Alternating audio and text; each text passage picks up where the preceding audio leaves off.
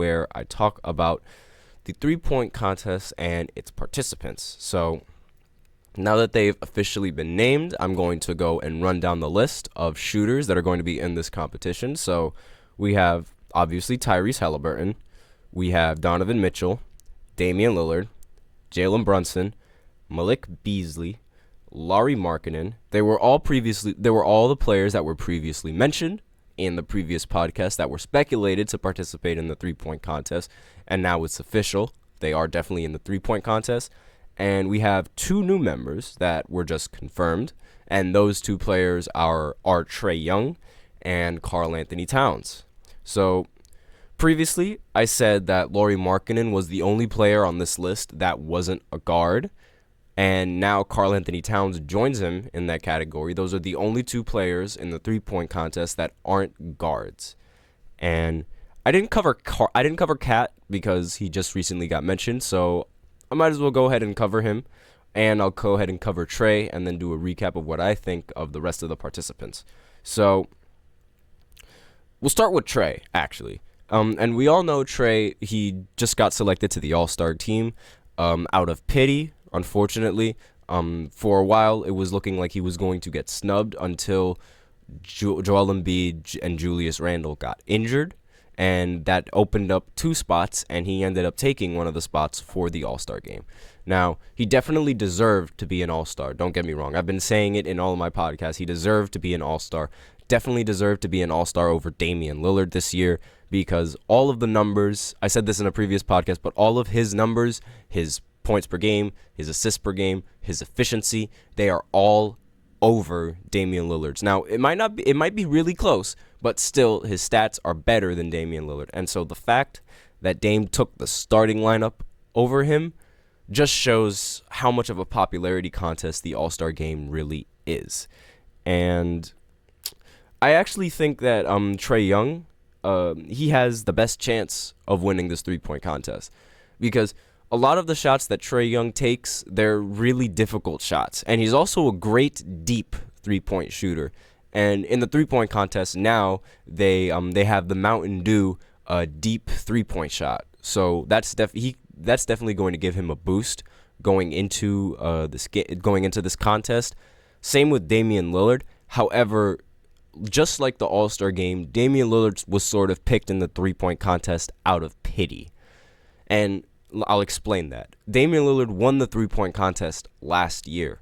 So it's only natural that Damian Lillard tries to defend his title for the three-point contest and see if he can go back-to-back. That's just normal. So, again, it was sort of like he was picked out of pity, and not much to really talk about Dame. Like, he won last year, so he obviously has to defend the title. He's been in a little bit of a shooting slump recently, so we'll see if that shooting slump is going to play into this contest. But again, he's Damian Lillard. We all know how dangerous Damian Lillard is from the three, and the fact that he won last year should only give him much more confidence in this competition. But I think Young has a much better chance of winning this competition. He's due for a three-point contest win, and he's a great shooter. And he takes a lot of difficult shots, yes, and that's why. And he's inconsistent, but he's inconsistent because he takes these difficult shots. Now that all of these shots that he's going to take are wide open, I definitely feel like he has the best chance to win in this contest, but that is just me. He's also a good deep three-point shooter, which is what you need in this competition now. And for Karl Anthony Towns, he's Dominican, so I like him regardless, but I'm not a really big fan of his game. I don't know why. It's like, something about him just like it rubs me the wrong way. I don't know why, because like he is Dominican, he's a great person, great player, but again, like just something about him, just like I don't really like him. So I don't think he's going to end up winning this three-point contest. However, I will say that he is shooting better this season than he has in any other season at 44% from three. And granted, that's probably because he has Ant now to take some of the shots, alleviating him of a lot of pressure and alleviating him of a lot of shot attempts, therefore improving his percentage. And not to be entirely disrespectful on Karl Anthony Towns, but yes, he is without a doubt arguably the best big man, the best center three-point shooter that the NBA has seen. Center. Now, in my opinion, the best big man shooter is Dirk Nowitzki, but in terms of three-point shooting, Karl Anthony Towns is without a doubt the best three-point shooting center. So definitely makes sense why he was invited into this three-point competition. And not all the players on the contest, however, have to be stars. And that's something that I don't really understand. Like right now in this three-point shooting contest, Malik Beasley is like the only person that you can argue that is a role player and not a star and strictly a three-point shooter. And I honestly would have rather seen Doug McDermott in this three-point contest as opposed to Donovan Mitchell. Simply because Doug McDermott is he's shooting 44% from three this year. He's not a star, but it's a three-point contest. This isn't the All-Star game where you need the stars to keep the viewership. This is just a three-point contest. It should go to some of the best three-point shooters that the league has, and Doug McDermott right now is one of them. Excuse me. But Malik Beasley, the only sort of role player on that in that competition, and he also has an advantage. And I think if Trae Young isn't going to be the one to win it, Malik Beasley might be the one to win it, because he gets put in a lot of situations where he has to catch and shoot, and he has to catch and shoot from the corner, the hash, and all of those other spots. And with that in mind, in games he gets put in these types of scenarios much more than the rest of these players. He gets put in catch and shoot scenarios a lot more than Trae Young, than Donovan Mitchell, than Damian Lillard, than Tyrese Halliburton, who all have to sort of create the shot and are all the playmakers for their team. So with that in mind, shooting is down to muscle memory. It is always down to muscle memory. And the fact that Malik's play style is composed of muscle memory and three-point shooting and catch and shooting, it gives him a serious advantage going into this three-point contest, because he's just doing things that he normally does in that sense. And I know I sort of contradicted myself there, saying how Trae Young takes the difficult shots and now these shots are going to be easier for him to make, but the key is consistency, and Malik Beasley is consistent in these types of situations. And because of the fact that I've seen that, I think that he has a great chance of winning this competition as well. Now, I still think Trae is going to be the favorite, but he also has a good shot. So I wouldn't count him out just because he's not one of the star players that I've mentioned. And we could talk about Jalen Brunson. I was really hot on Jalen Brunson, and I thought he was going to end up winning this three-point contest. Even if Trae was going to participate, I still would think that Jalen Brunson would win. But the reason why I'm switching is because Jalen Brunson right now is coming off of an ankle injury. If he were to participate in this contest with that injury, I'm not entirely sure how he is going to perform, how much that injury is going to get to his head. And with that in mind, I'd rather pick the healthy player as opposed to the player that just came off of an injury. That's my personal opinion. And I'm a huge fan of Tyrese as well. But his jump shot, I don't really think is a good jump shot for to make a run in the three-point contest, because it's two motions.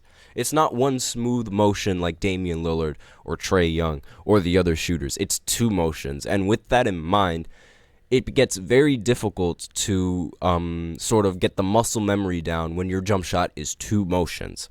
So I feel like that's going to hinder his performance just a little bit, because I'm not going to sit here and say that Tyrese Halliburton is not a great three-point shooter, but he's a phenomenal player, phenomenal three-point shooter, a good deep three-point shooter as well in the games that I've seen. But again, that form, I think it might end up costing him if he can't get into a rhythm, because it's just going to make that form just makes him getting into a rhythm more difficult.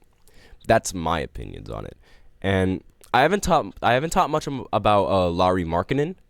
I actually have him as a dark horse to win the three-point contest. No, it's not because he's the only white three-point shooter on the list, which is honestly pretty funny.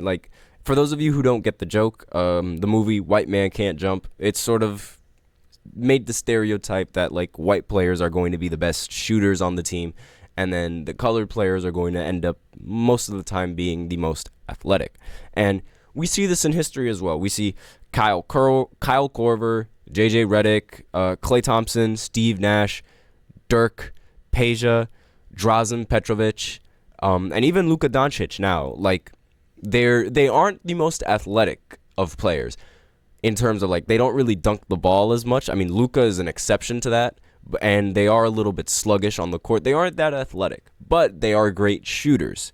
And that's sort of been like the stereotype around like white people in the league being the shooters. And but I'm not going to be ignorant, and I'm not going to say that it's just the white people that can shoot, because some of the best three-point shooters are colored, like Steph Curry, Reggie Miller, Ray Allen, Kevin Durant, J.R. Smith, all of those players. So it's just a funny joke, just a funny generalization for all of those who aren't casual fans of the NBA. But yeah, he's the only white person in this three-point contest, and that's not why I have him as my dark horse. I have him as my dark horse simply because of his actual like shooting in some of these games, and like he gets put in both situations where he has to create shots and where he does catch and shoot, because since he is a power forward / small forward, his job most of the time is to space the floor. So he has to be put in a lot of these catch and shoot situations, and he's shooting phenomenally well. And he's consistent. That is the big key among all of those players. He is very consistent. And it's also down to whether or not you can catch fire. Volume shooters, they have a much greater advantage going into this competition.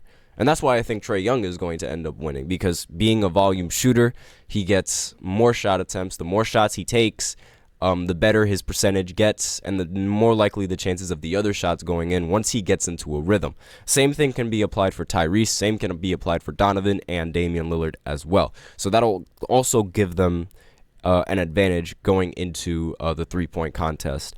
But with that, we're out of time for this second segment talking about the three-point contest. So tune in for the third segment where we take a look at the updated NBA power rankings. I just checked this morning and the list was recently updated, and I will be right back to you guys after this short break.